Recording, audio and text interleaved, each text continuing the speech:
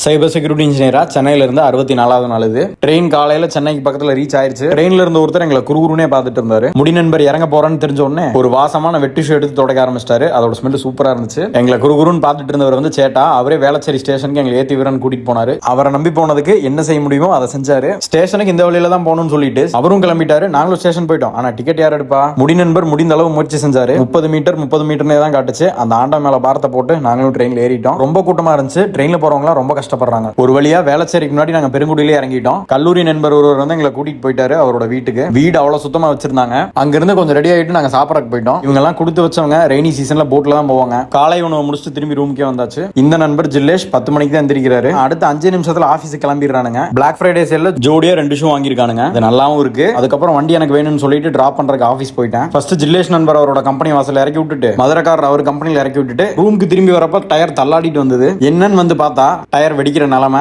சரி இது வேலைக்காகன்னு சொல்லிட்டு கிளம்பிட்டு நாங்க ஆளுக்கு ஒரு ரேபிடோ போட்டுட்டோம். என் கூட வந்தவர் தங்கமான ஆளுங்க. ஐபிஎல்லோட ஸ்கேமை பத்தி தெளிவா சொன்னாரு. அண்ணனுக்கு பாய் பாய் சொல்லிட்டு ஃபீனிக்ஸ் மார்க் சிட்டி வந்திருந்தோம். முடி நண்பரோட 2000 ரூபாய் H&M டிஷர்ட் பத்தி நான் பேச மாட்டேன். நான் கடைசியா ஃபீனிக்ஸ் மால் வந்தப்ப கிறிஸ்மஸ் மரத்தை நடுவில் சொருவி இருந்தாங்க. ஆனா இப்ப வேற என்னமோ இருக்கு. இப்பெல்லாம் என்னன்னு தெரியல. பெர்ஃபியூம் மேல ஒரு நல்ல இன்ட்ரெஸ்ட் வந்திருக்கு. சரி ட்ரை பண்ணணும்னு சொல்லிட்டு அங்க கொஞ்சம் ட்ரை பண்ணி பார்த்துட்டு இருந்தோம். மக்களே பெங்களூர் ப்ளூம்னு சொல்லிட்டு ஒரு பெர்ஃபியூம் நல்லா இருக்கு. கண்டிப்பா போனீங்கன்னா ட்ரை பண்ணி பாருங்க. அதுக்கப்புறம் டெசர்ட் சாப்பிட்டோம். அதை வீடியோ எடுக்க முடியல. ஆனா அங்க சாப்பிட்ட ப்ரௌனி தான் வாழ்க்கையிலேயே பெஸ்ட் ப்ரௌனி. அதுக்கப்புறம் மதிய உணவுக்கு போயிட்டோம். தந்தூரி அது கூட கொஞ்சம் பிரியாணி சாப்பிட்டு முடிச்சுட்டு அடுத்த ரேபிடோ போட்டாச்சு. முடி நண்பர் ஒரு காலேஜ் பையன் கூட ஏறி கிளம்பிட்டாரு. விளாக் பெருசா போறனால இன்னொரு வீடியோ போட்டுருவோம். அடுத்த வீடியோல வாழ்நாள நான் பண்ணணும்னு ஒரு விஷயத்த பண்ணிட்டேன். ஆடுங்க பாத்துக்கலாம்.